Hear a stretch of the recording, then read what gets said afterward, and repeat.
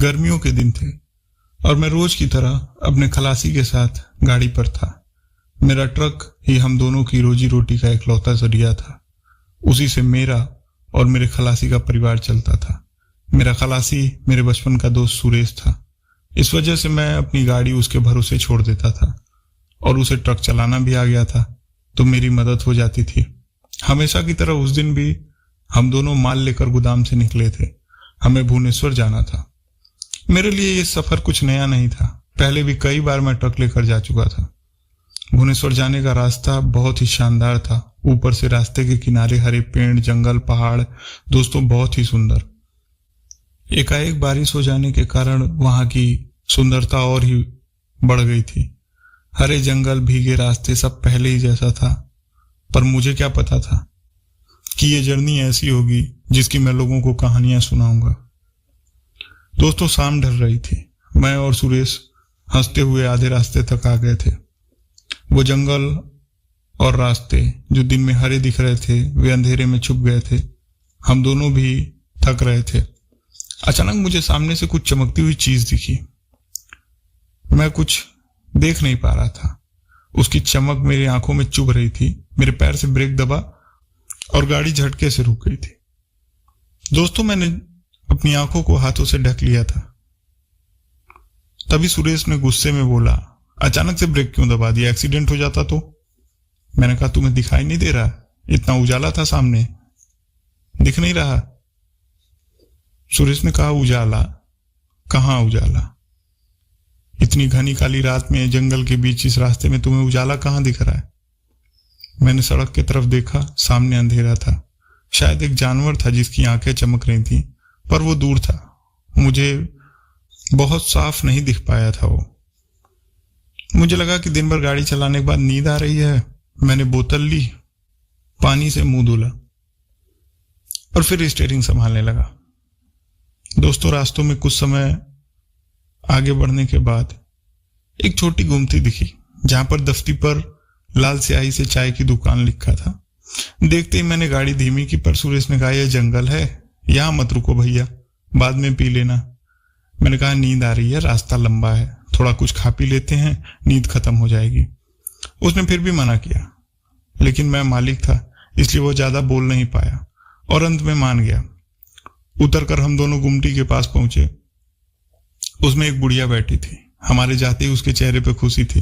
मैंने पूछा, क्या हुआ? उसने कहा, सुबह से कोई ग्राहक नहीं आया था, तुम आ गए, तुम्हारे पैसे से मेरा पेट चल जाएगा बच्चा।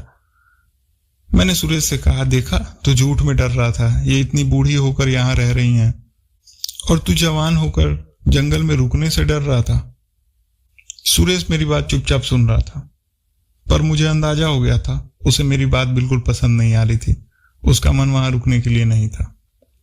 मैंने बुढ़िया से चाय मांगी, उसने बनाने को कहा और थोड़ा वक्त मांगा। इतने में मैंने उससे पूछा, अम्मा, अकेले जंगल में डर नहीं लगता तुम्हें? वो बोली, अकेले नहीं बेटा, मेरे साथ मेरी बेटी रहती है, अभी जंगल गई है लकड़ी लेने के लिए, आती होगी। ऐसा कहते हुए बात बढ़ ही रही थी कि एक लड़की सिर पे गट्ठर लिए आई। अम्मा, कहाँ हो तुम? अम्मा, ऐसा कहने लगी। ये उस बुढ़िया की लड़की थी शायद। थोड़े समय बाद ये बात पक्की हो गई कि हाँ, वो बुढ़िया की ही लड़की थी। वो घर के अंदर गई, मगर ये क्या था? उसके हाथ में खून के धब्बे, उसे पता भी नहीं था। मैंने उससे कहा, तुम्हारे हाथ में चोट लगी है, ये कैसा खून? वह चुपी थी कि बुढ़िया तुरंत चाय लेकर के आ गई। उसने कहा कि जंगल में बड़े जानवर होते हैं, लकड़ी लाने जाते समय हमला कर देते हैं। मैंने ऐसे जानवर को देख ही रखा था, तो मैंने उसकी बात मान ली। आगे बुढ़िया बोलने लगी, हम गरीब कर भी क्या सकते हैं बाबू, इतने पैसे भी तो नहीं है कि शहर में रह जाएं, यहीं अपना गुजारा करना पड़ता है। बुढ़िया की टूटी हुई झोपड़ी देख करके मुझे दया आने लगा। फिर उसने अपनी बिटिया को अंदर बुलाया कि आओ, मरहम लगाना पड़ेगा, ज्यादा लग गया है। उनके जाते ही सुरेश ने कहा कि भैया चलो यहां से तुरंत। मैंने कहा, चाय तो पी लो, पर वो अब जिद पर था। उसने कहा कि उसके कपड़े से टपकते खून से आपको डर नहीं लगता? चलो यहां से, नहीं पीनी है, जिंदा रहे तो बहुत चाय पियेंगे, ऐसा कहकर वह उठने लगा था, पर मुझे उस बेचारी बुढ़िया पर तरस आने लगा था। मैंने सुरेश से कहा, तू चल, मैं पैसे देकर अभी आता हूं, पर वह नहीं माना। नहीं, आप भी चलिए, साथ चलेंगे। फिर हम दोनों उस बुढ़िया को बुलाने लगे। इतने में वो हरी चमकती आंखें फिर दिखी। मैं उस जानवर को अब देख सकता था। मैंने सुरेश को इशारा किया। हम दोनों दंग थे। दोस्तों, हमने ऐसा नजारा पहले नहीं देखा था। उसकी हरी आंखें मानो हमारे ही तरफ आ रही थी। हमने बुढ़िया को बुलाना तेज किया। अम्मा, ए अम्मा, आओ ना, जल्दी आओ, जरा जल्दी आओ। इतने में अंदर से आवाज आई, रुको जरा, आ ही रही हूं। हम दोनों बहुत डर गए थे।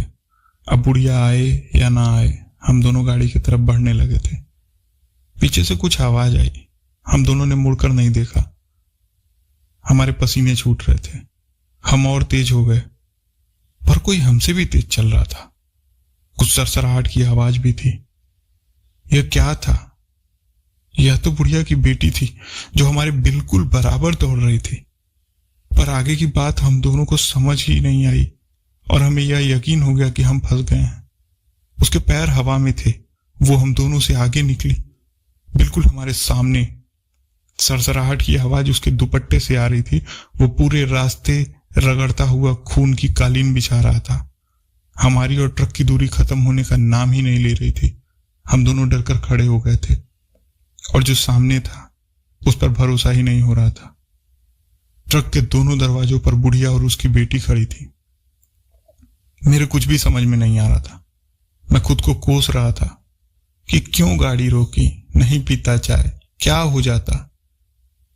इतने में मेरे चेहरे पर एक छींटा सा पड़ा और सामने का मंजर एक पल में बदल गया था। वो बुढ़िया के लंबे नाखून और फैले हुए बाल, सफेद चेहरे पर सूखे चोट के निशान, मानो किसी ने उसके चेहरे पर धारदार हथियार से काटा हो। यह सब भरोसा नहीं कर पा रहा था मैं। मुझे कुछ सुध नहीं थी, क्या हो रहा। अचानक एक चीख ने मेरी आंखें खोल दी। भैया, ये सुरेश की आवाज थी। दोस्तों, दोनों माँ बेटी सुरेश के चमड़े को अपने तेज नाखूनों की धार से काट रही थी। मुझे भरोसा नहीं हो रहा था।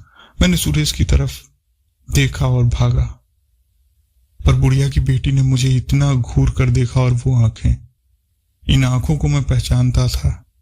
ये हरी आंखें, ये वही आंखें। तो क्या जानवर, बुढ़िया की बेटी? यह सब सोचता हुआ मैं एक पल को अकेले भाग जाना चाहता था। वो दोनों उसे काट रही थी। ट्रक की चाबी मेरे हाथ में थी और मैं बिल्कुल पास में था। पर सुरेश मेरे बचपन का दोस्त था। भैया कहता था, मैं कैसे भाग सकता था। मैंने एक कदम आगे बढ़ाया और वो गुर्राई, आ जा, तू भी मरेगा, भाग जा यहां से, भूल जा इसे, जिंदगी चाहिए तो वापस चला जा। मैं रो रहा था। सुरेश के चेहरे, छाती पर नाखूनों से गहरे निशान काटे जा रहे थे। पर मुझे तुरंत याद आया, सुरेश ने ही कहा था चाय के पैसे देते वक्त, भैया चलेंगे तो दोनों साथ चलेंगे। मैं अकेले कैसे जाऊं, उसका परिवार अनाथ हो जाएगा। ये सब सोचते सोचते मैं आगे बढ़ा और वो मेरी तरफ झपटी। मेरे हाथ पैर कांप गए। मैं भी मारा जाऊंगा, ऐसा सोचकर मैं बढ़ने लगा। सुरेश मना कर रहा था, भाग जाओ तुम, पर मैं नहीं माना। मैं बढ़ने लगा था। मुझे सामने मेरी मौत दिख रही थी, पर मैं लौट भी नहीं सकता था। वो दोनों मेरे पर आक्रामक हो रही थी। पर 4 कदम चलने के बाद मुझे एहसास हुआ वो दोनों मेरे पास नहीं आ रही। मेरे अंदर का डर जिंदा था, पर मैं बढ़ रहा था और वो मेरे अगल बगल घुर्रा रही थी। अचानक वो दोनों सुरेश को खींचकर भागने लगी। अब मुझे भरोसा हो गया था कि वे मुझसे किसी बात से डर रही हैं। मैंने झपट कर सुरेश को पकड़ा। मेरे पकड़ते ही वो दूर हट गई और गुर्राने लगी। उनका वो भयानक चेहरा। सुरेश को उठाकर सहारा देकर मैं आगे बढ़ा। हम दोनों वापस ट्रक के पास जा रहे थे। वे बगल से गुर्रा रही थी। हम दोनों चौंक गए थे अचानक ये दूर क्यों हो रही हैं? अब हम जल्दी से ट्रक पर आए, दरवाजा बंद किए। वे दोनों दूर से देख रही थी। वो चेहरे वो कभी भूले नहीं जा सकते। सुरेश और मैं अब भी यह जवाब चाहते थे, क्या हुआ अचानक? वो दूर क्यों हट गई? पर यह कौन पूछेगा? किसी तरह तो जान बची थी। मैंने जल्दी से चाबी लगाई गाड़ी स्टार्ट करने के लिए, और सारे सवालों के जवाब हमारे सामने थे। हमारी गाड़ी के छल्ले में गूथे हुए बजरंगबली। हम दोनों एक दूसरे को देखकर मुस्कुरा रहे थे। हमें भरोसा भी नहीं हुआ था कि उस चाबी के छल्ले ने हमें बचा लिया था।